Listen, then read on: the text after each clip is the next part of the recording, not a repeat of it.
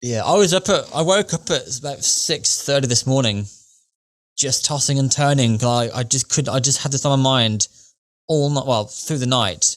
Woke up and I had it on my mind again. I was like, I had things, I read all the comments and obviously people on Twitter, and I had so much I wanted to say back, but it's just trying to remember everything. And I just had this whole like conversation get out of hand in my own head. And I was like, I need to get up. So I got up about 7 o'clock. So I'm knackered and it's only late morning. I've not even had any food yet. I suppose the reason for this video is because we are replying to individuals, and of course everyone else isn't going to see the responses, so you end up having to basically copy and paste things because people aren't reading the comments. And you know, if it's across different platforms, you're not going to read everyone's comment. So I think having everything sort of consolidated into this video is going to really, I hope, shed some more light on what happened, our position and where it come from, and maybe people may understand a little bit better. I mean, I will just say off the bat, I mean, I did write down a whole load of stuff. So just because I'm so worried about missing something off the list that I've just written it all down. So I will be reading from that like a statement effectively, because I just don't want to miss anything off it. It's quite lengthy. So did you want to have anything to say before I start reading this, Shay? No, I think you should read what you've got down. And we can go over it. We'll go over it. Okay. So first of all, everyone, thank you for watching this video. Hopefully it will come across better than the previous one. I know a lot of people have reacted negatively towards our recent video regarding Regine Velasquez and the interview that she did a few weeks back. But I recognise that it was poor timing given what happened at the Freedom concert. It just happened to be the next part of the podcast that was released. And I also want to apologise for the way in which we approach the subject. We try to keep the podcast conversational, as we always try and do, but oftentimes we miss some important details that can be misinterpreted or misconstrued or even just exaggerated. So this is where I start reading from the script, if you like. This is what I prepared because I don't want to miss anything. The points I was making in the last video got blown way out of proportion, and many jumped to conclusions that are simply untrue. It's clear that what we discussed didn't come across in the way it was intended.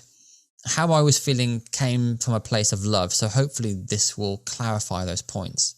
People have said that just because I've reacted to hundreds of videos, spent time and money supporting Regine and others by buying concert tickets, flying out to the Philippines, etc., that it was my choice and Regine owes me nothing and therefore I shouldn't expect anything from anyone, especially when compared to fans who have been following her for 20, 30 years. And I completely agree. I think if anyone's entitled to interviewing Regine, it's you guys. But there are a couple of points I'd like to make anyway.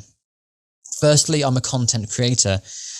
Whether that's reaction videos or vlogs, my job as a content creator is to create entertaining videos for you. Isn't that what any channel on YouTube or TV or any film company is seeking to achieve? Just like TV networks who compete for viewers, I want to bring you the best content. And speaking of competing, with so many people having YouTube channels, every single one will try to attract viewers, and that begins with a title and thumbnail. These are designed to entice people to the channel and their content. After all, there's no point in putting out content if no one watches it. But you only see the content that we put out there and never behind the scenes into making that content, or even the stuff that we've tried and failed with. Many of you have commented over the years on my videos about how the vlogs we create make you feel like you're there, that you feel like you're spending time with the artists we meet. We create these vlogs to share our experience with you, but also want to give you what you want to see. That pressure is always on us to create that kind of content, but it's not easy. Some of you perceive us to be well connected, some even think we're on direct message terms with for any artist. And that's simply untrue, and again comes down to the stuff you just never see behind the scenes.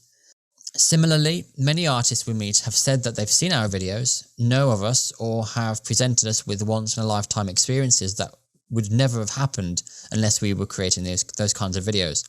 These unique experiences make us feel treated more than just fans, so I believe it's natural to feel that although we have a connection, a word I use very loosely, that just by being known to these artists, we may be able to pull off an interview booking or other piece of content. Words like entitlement, privilege, owe, and demand have been used a lot to put us down lately, but this was never the case. As I've explained, with artists recognising us and generously sharing some time with us, we were made to feel we had a slight advantage when it comes to creating content, and ultimately, we wanted to give you an insight into their world, whether that was through an interview, a vlog, or anything else.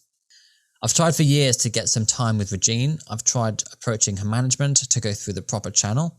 I've messaged many individuals, even Jessica Soho back when Regine was still GMA, as at the time, Jessica had a show about making dreams come true. This was before my first trip to the Philippines, and nothing ever came out from those messages. And all I was trying to achieve from that was to create some exciting videos. I think originally I was hoping to do a carpool karaoke style video back on my first trip, but to be honest, any time I had with her would have been great, as I just really wanted to make you proud. I know how much she means to you all, and my intent has never come from an act of anything but love and admiration.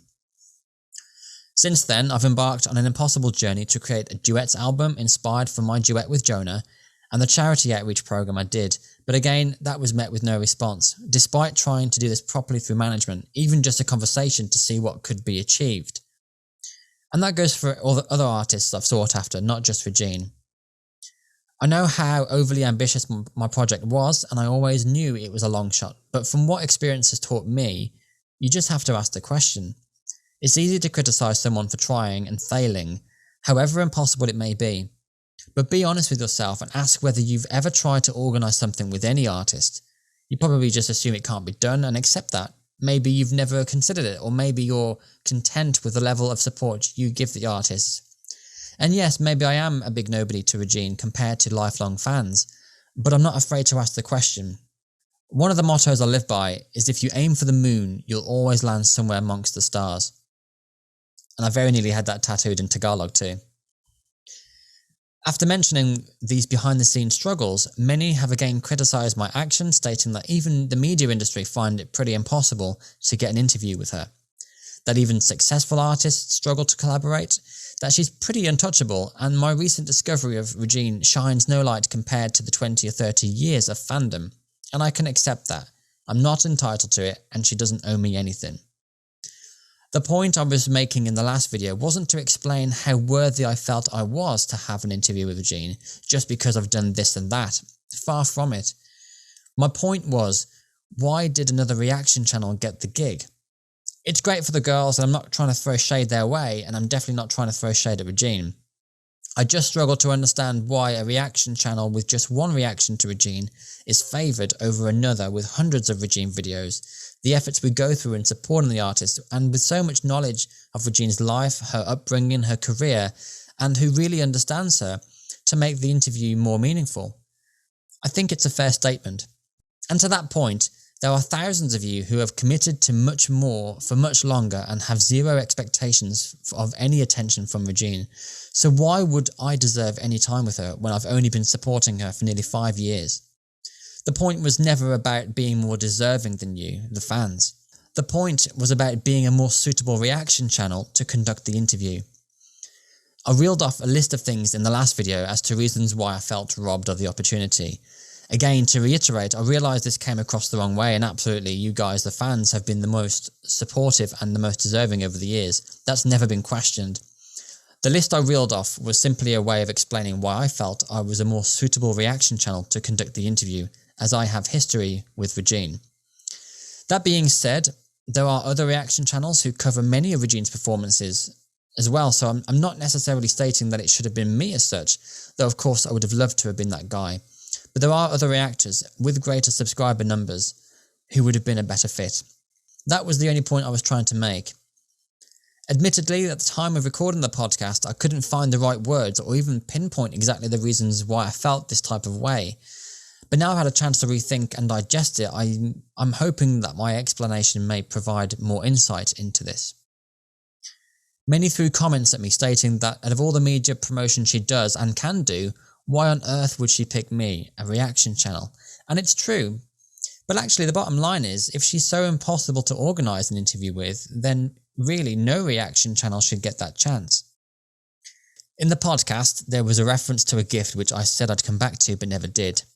If you watched my earlier vlogs on the first trip to the Philippines, I showed what that gift was, which was a t-shirt with a printed illustration of myself and Regine.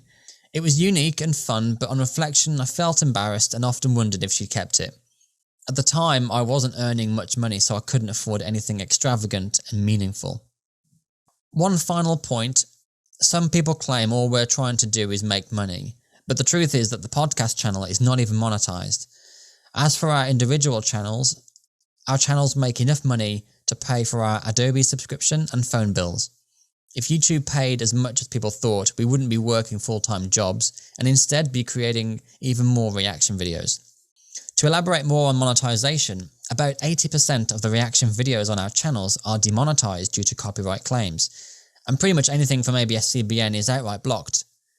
I bring this up to make a point that we're not creating reaction videos for money. We create them for 3 reasons.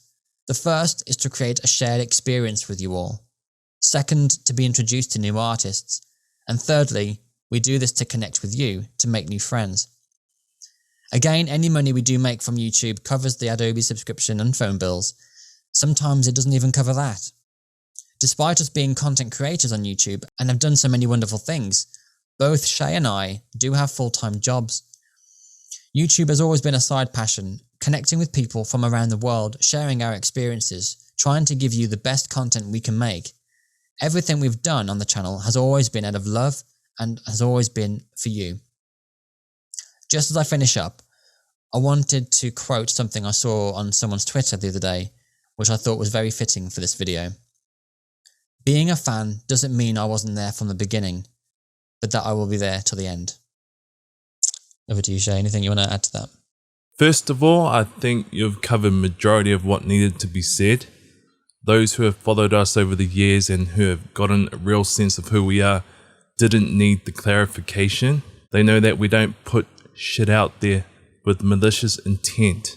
Those who understood our stance saw it through a neutral lens, and the initial comments were rather constructive. It wasn't until our episode was seen by dedicated and long-time Regine fans specifically where things took a turn and were taken out of context. The unpleasant comments that followed soon after were unnecessary to say the least. I don't understand how one video of us discussing and questioning the process of how things are done in this industry could be completely flipped on its head.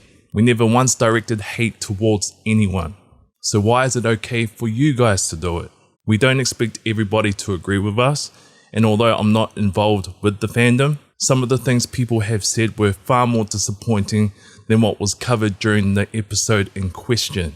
This kind of ties in with our previous segments where we briefly discussed the connection between obsessed fans and mental illness.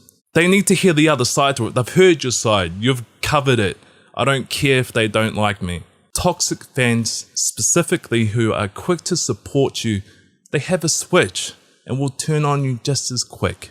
I've seen it, I've experienced it, and oftentimes there's nothing you can say to ever change it.